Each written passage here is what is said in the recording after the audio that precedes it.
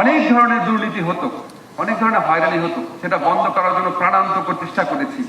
আমাদের এই সরকার দায়িত্ব গ্রহণ করার পর স্যার কতগুলা অসাধ্য সাধন করেছেন। আপনারা যারা ইন্টারন্যাশনাল ল জানেন তারা জানেন যে মধ্যপ্রাচ্যের দেশগুলোতে আইন কত কঠোর।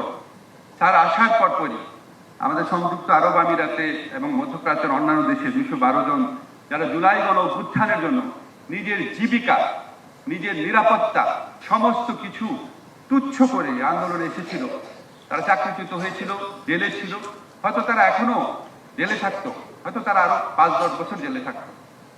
তার নিজে পার্সোনাল ইনিশিয়েটিভ নিয়ে তাদেরকে ছাড়িয়ে নিয়ে এসেছেন।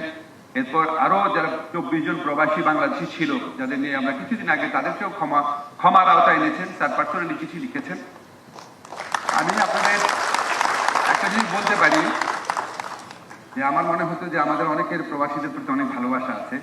স্যারের সাথে যখন কথা বলি মনে হয় যে এত ভালোবাসা নিয়ে উনি প্রবাসীদের কথা বলেন।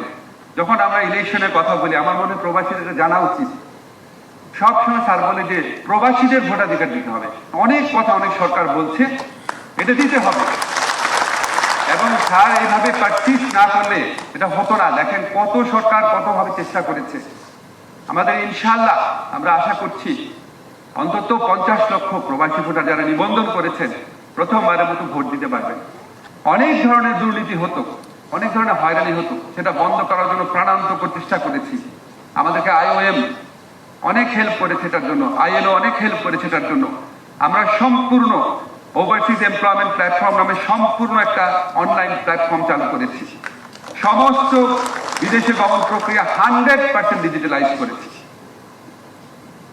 এখন ডিজিটালাইজেশন করার কারণে দুর্নীতি হওয়ার, হয়রানি হওয়ার, ভোগান্তি হওয়ার সুযোগ অনেক কমেছে। তারপরও মেশিনের পিছনে তো মানুষ থাকে।